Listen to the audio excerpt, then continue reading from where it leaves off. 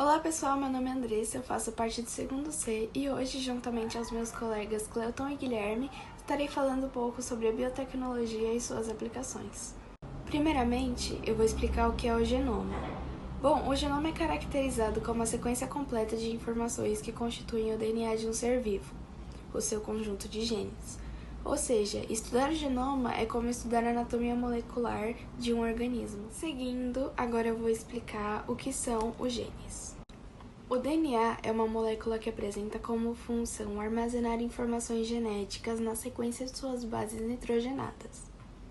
Os genes são frequentemente definidos como trechos de DNA que apresentam informações necessárias para a produção de proteínas.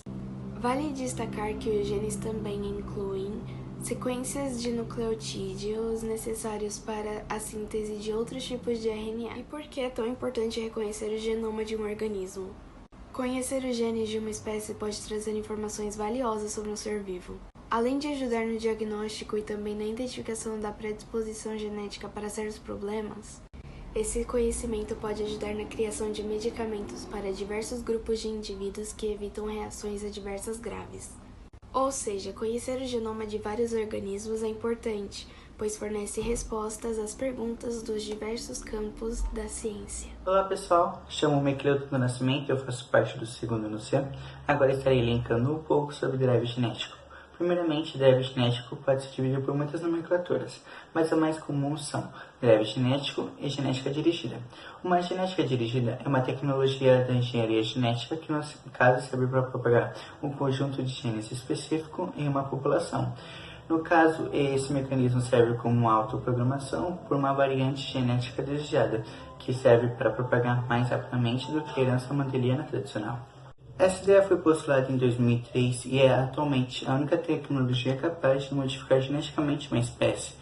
No caso, os únicos problemas encontrados nos experimentos foram com tempo de limitação. Enquanto ratos e mosquitos reproduzem mais de uma vez por ano, os seres humanos demorariam em torno de décadas ou séculos para serem modificados, por conta que só reproduzem uma vez ao ano. Porém, se nós quiséssemos resolver o problema que a América do Sul sofre com os mosquitos da malária e os mosquitos da dengue, nós poderíamos dispensar um inseticida e contar com essa tecnologia. Nós, seres humanos, já fomos capazes de modificar muitas espécies, como os animais domésticos e as plantas, e também distribuir muitas espécies através da caça, espalhando os mosquitos e ratos pelo mundo, como uma delas o tigre da Tasmânia. Mas tudo isso aconteceu por um processo moroso e também sem querer. Se nós pensarmos bem, essa tecnologia nos dá a capacidade de ser o lapidador da vida, ou melhor, o escultor da vida, e isso seria ideal. Nós poderíamos modificar a natureza conforme desejamos. E assim eu acabo a minha parte e eu passo a palavra ao Guilherme. Boa tarde, pessoal. Eu sou o Guilherme, sou do segundo C e falarei um pouco sobre um método chamado CRISPR-Cas9. Esse método ele é utilizado na engenharia genética e foi criado pela China. E é um método muito complexo e por isso eu darei uma breve resumida para vocês. CRISPR-Cas9 é uma relação entre uma proteína enzimática e uma bactéria, onde CRISPR é a bactéria e o Cas9 é a proteína enzimática, que tem como função levar a bactéria CRISPR até um DNA modificado ou até mesmo a um vírus. E como citado anteriormente, um DNA modificado pode trazer vários males a um ser vivo, e o principal deles são doenças genéticas. Agora eu vou falar um pouco sobre como esse processo ocorre. A proteína enzimática Cas9 ela pode ser injetada em um ser vivo ou patógeno com o intuito de levar a bactéria CRISPR até um DNA modificado ou até mesmo um vírus, como foi citado anteriormente. Agora darei o exemplo de como esse processo ocorre em um DNA modificado.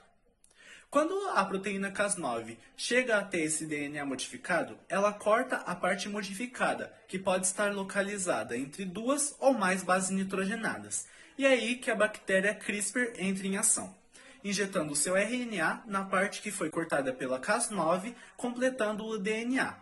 Esse RNA que a bactéria CRISPR injetou no DNA é saudável, então o DNA agora está totalmente saudável e completo. Este teste ainda não chegou a ser testado em seres humanos, apenas em alguns organismos vetores, como mosquitos ou ratos, com o intuito de acabar com um vírus que pode causar epidemias ou pandemias em todo o mundo. Obrigado, pessoal. Essa foi a nossa apresentação.